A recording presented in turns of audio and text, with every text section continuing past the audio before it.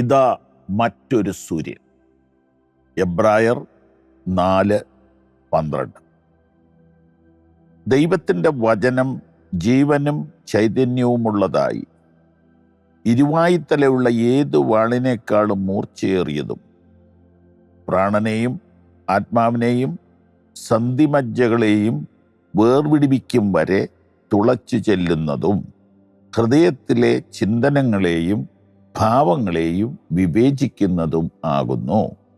അവന് മറഞ്ഞിരിക്കുന്ന ഒരു സൃഷ്ടിയുമില്ല. സകലവും അവൻ്റെ കണ്ണിന് നഗ്നവും മലർന്നതുമായി കിടക്കുന്നു. അവനുമായിട്ടാകുന്നു നമുക്ക് കാര്യമുള്ളത്. 19-ാം സങ്കീർത്തനം ശരിക്കും വചനത്തെ വർണ്ണിക്കുന്ന ഒരു കവിതയാണ്. അതുപോലെ തന്നെ 119-ാം സങ്കീർത്തനവും വചനത്തെ വർണ്ണിക്കുന്ന ഒരു കവിതയാണ്. ഓർക്കണം. അപ്പോൾ വചനത്തെ വർണ്ണിക്കുന്ന ഈ കവിതയ്ക്കകത്ത് നീതിസൂര്യനായ ക്രിസ്തുവിനെക്കുറിച്ചൊരു സൂചന പറഞ്ഞു വന്നിട്ട് ആ സൂര്യൻ്റെ ഉഷ്ണമേൽക്കാതെ ഒളിച്ചിരിക്കാൻ ആർക്കും കഴിയില്ലെന്ന് പറയുന്നത്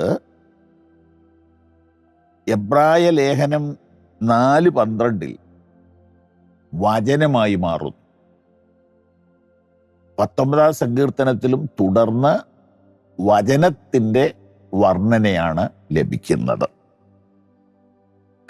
ദൈവത്തിൻ്റെ വചനം ജീവനും ചൈതന്യവുമുള്ളതായി ഇരുവായുത്തലയുള്ള ഏതു വാളിനേക്കാളും മൂർച്ചയേറിയതും പ്രാണനെയും ആത്മാവിനെയും സന്ധിമജ്ജകളെയും വേർപിടിപ്പിക്കും വരെ തുളച്ചു ചെല്ലുന്നതും ഹൃദയത്തിലെ ചിന്തനങ്ങളെയും ഭാവങ്ങളെയും വിവേചിക്കുന്നതും ആകുന്നു. അവന് മറഞ്ഞിരിക്കുന്ന ഒരു സൃഷ്ടിയുമില്ല. സകലവും അവൻ്റെ കണ്ണിന് നഗ്നവും മലർന്നതുമായി കിടക്കുന്നു. അവനുമായിട്ടാകുന്നു നമുക്ക് കാര്യമുള്ളത്. അപ്പം ദൈവത്തിൻ്റെ വചനം ദൈവമാണെന്ന് വായിച്ചത് ഓർമ്മയുണ്ടോ? യോഹന്നാന്റെ സുവിശേഷം 1-ാം അധ്യായം 1-ാം വാക്യത്തിലാണ് അങ്ങനെ എഴുതിയിരിക്കുന്നത്. വചനം ദൈവമായിരുന്നു, വചനം ജഡമായി തീർന്നു, അതാണ് യേശുക്രിസ്തു എന്ന് യോഹന്നാൻ 1-ാം അധ്യായം 1 മുതൽ 12 വരെയുള്ള വാക്യങ്ങളിൽ, അല്ല 15 വരെയുള്ള വാക്യങ്ങളിൽ പറഞ്ഞിരിക്കുന്നു. അപ്പോൾ എന്ത് നാം മനസ്സിലാക്കണം? ആ സൂര്യൻ, നീതിസൂര്യനെ കുറിച്ച് കഴിഞ്ഞ ആഴ്ച പറഞ്ഞു, പ്രപഞ്ചത്തിലെ സൂര്യനെ കുറിച്ച് അതിനു മുമ്പ് നമ്മൾ കണ്ടു. മൂന്നാമതൊരു സൂര്യൻ, വചനസൂര്യൻ. എത്ര മഹോന്നതം, എത്ര മനോഹരം! വചനസൂര്യനോ? അതെ, എനിക്ക് അനുഭവമുണ്ട്. വചന ശുശ്രൂഷയുടെ നടുവിൽ എൻ്റെ ജീവിതത്തിൻ്റെ ഉള്ളറകളിലേക്ക് വെളിച്ചം വീശി എനിക്ക് സൗഖ്യങ്ങൾ ഉണ്ടായത് എനിക്ക് ഓർമ്മയുണ്ട്.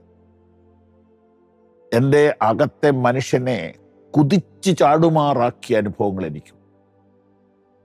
ചുമ്മാ കൊച്ചു പിള്ളേരെ പോലെ ഞാൻ ഇരുന്ന് പൊട്ടി പൊട്ടി കരഞ്ഞ സമയങ്ങൾ എനിക്ക് ഓർമ്മയുണ്ട്.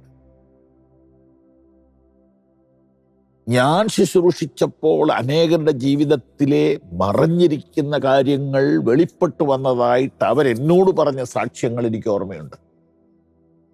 വചനത്താൽ ചിലർക്ക് അത്ഭുത സൗഖ്യങ്ങൾ നടന്നു, രഹസ്യത്തിൽ അവർ വെച്ചിരുന്ന സൗഖ്യങ്ങൾ നടന്നു എനിക്ക് ഓർമ്മയുണ്ട്. സ്വന്തം സഹോദരനെ കൊല്ലാൻ കൊട്ടേഷൻ കൊടുത്തിട്ട് പോകുന്ന വഴിക്ക് കൺവെൻഷൻ പന്തലിൽ കയറി വന്ന് വചനത്താൽ വിവേചിക്കപ്പെട്ട്, വചനത്താൽ വെട്ടിമുറിക്കപ്പെട്ട് സ്റ്റേജിൽ വന്ന് പൊട്ടിക്കരഞ്ഞ സാക്ഷ്യങ്ങൾ എൻ്റെ ഓർമ്മയിലുണ്ട്. അതുകൊണ്ട് വചനമെന്ന സൂര്യനെയും നിങ്ങളുടെ മുമ്പിൽ പരിചയപ്പെടുത്താൻ എനിക്ക് സന്തോഷം. ഈ വചനം നിങ്ങളെ വിവേചിക്കുന്നു, ഈ വചനം നിങ്ങളെ വായിക്കുന്നു, ഈ വചനം നിങ്ങളെ വെളിപ്പെടുത്തുന്നു, ഈ വചനം നിങ്ങൾക്ക് വെളിച്ചം തരുന്നു. ആകയാൽ വചനം കേൾക്കാനുള്ള ഒരവസരവും കളയരുത്. വചനം പറയാൻ അവസരം കിട്ടുമെങ്കിൽ അതും കളയരുത്. വചനം ഒരു സൂര്യനാണ്. ദൈവം നിങ്ങളെ അനുഗ്രഹിക്കും.